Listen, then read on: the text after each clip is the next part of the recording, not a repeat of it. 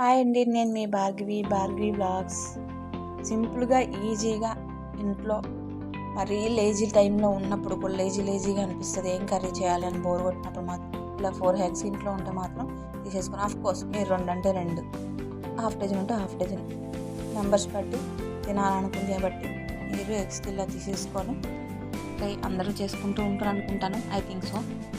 అందుకని ఇలాగే 4 eggs boil చేసుకుని పొట్టు తీసేసుకుని దీన్ని ఇలా టూత్ పిండుకొని చిన్న హోల్స్లా పెట్టేసుకుంటున్నాను. అంటే ఎందుకంటే ఉప్పు కారం ఆయిల్ లోపలికి వెళ్ళి కొంచెం టేస్ట్గా వేగుతుంది, బాగుంటుంది, లోపల పడుతుంది అనే ఉద్దేశంతో.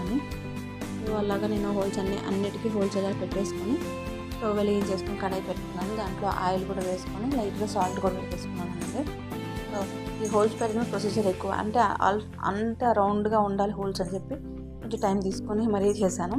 సో కడాయి పెట్టుకుని ఆయిల్ ఏం చేసుకొని దాంట్లో కొంచెం సాల్ట్ వేసుకున్నాను. దాంట్లో ఈ ఎగ్స్ 1 by 1 వేసుకున్నాను అనమాట. సో అవి కొంచెం వేగాలి కదా లైట్గా. సో కొంచెం చిటికెడంతా ఉప్పు వేసుకోండి. ఎక్కువ టేస్ట్ 4 ఎగ్స్కి ఎక్కువ సాల్ట్ ఉంటే అస్సలు నచ్చదు నాకు. ఎక్కువ స్పైసీ ఉన్న సాల్ట్ ఉన్నా నేను ఎక్కువ తినలేను. సో ఈ ఎగ్స్ 1 by 1 వేసేసుకొని కొంచెం వేస్తూ ఉన్నాను అనమాట. దాంట్లోనే కొంచెం పసుపు యాడ్ చేసుకొని అలాగే కొంచెం కారపొడి కూడా వేయించాను. ఎందుకంటే కారపు పసుపు ముందే వేస్తే కొంచెం ఏమంటారు ఈ మాడు కలర్ లాగా వచ్చేస్తుంది అనమాట. సో అందుకే నేను ఎగ్స్ వేసేసాక అప్పుడు తర్వాత లైట్గా అట్లా రెడ్ అవ్వడం కోసం టర్మరిక్ పౌడర్ వేసేసుకున్నాను. కారపొడి కూడా వేసేసుకున్నాను. ఇలాగా లైట్గా ఇంకా అదే ఒక స్పూన్ లాంగ్గా పొడుగ్గా ఉంటుంది నా దగ్గర. దాంతో తెగ తిప్పేస్తూ ఉన్నాను అనమాట. మొత్తం స్ప్రెడ్ ఆయిల్ అవ్వాలి, కారం అవ్వాలి, ఇంకా పసుపు కూడా వేయగలి కదా. తిప్పేస్తున్నాను. అవి నన్ను వేగని ఎందుకు నన్ను ఇలా టార్చర్ పెడుతున్నావు అనుకుంటున్నాయి అంటూ తెలీదు. నేను మాత్రం మొత్తం కలిపించేసి దాన్ని కాస్త వేగాక లైట్గా ధనియాలు జీలకర్ర పౌడర్ వేసేసుకొని, అంటే నేను స్టాక్ పెట్టుకుంటాను పొడి చేసుకొని ముందుగానే.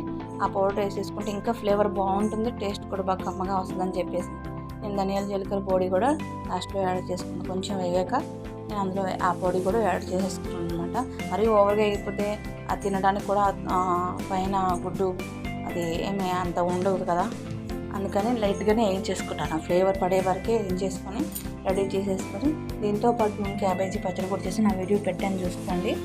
సో అది కూడా నేను ఆ రోజు ఫుడ్ కోసం రెడీ చేసుకుని మజ్జిగతో హాయిగా సమ్మర్లో కదా ఎక్కువ నాన్ వెజ్ తినడానికి ఇంట్రెస్ట్ చూపించట్లేదు. సో చేయాలి, ఈ మధ్యన తినాలి అనిపించి చేశాను అనమాట. సో మా అమ్మకి ఆల్రెడీ తనకి హెల్త్ ఇష్యూస్ ఉన్నాయన్నమాట. సమ్ ఇన్ఫెక్షన్స్ అండ్ షుగర్ కూడా వచ్చింది. సో తను ఏవి తినకూడదు, చాలా డైట్ ఫాలో అవ్వచ్చు, చాలా స్ట్రిక్ట్గా రూల్ ఫాలో అవ్వకుండా చేసుకుంటూ ఉన్నాను అనమాట. సో ఇది హాయిగా వేడి అన్నంలో తినేసి సమ్మగా ఉంటుంది. బాయ్.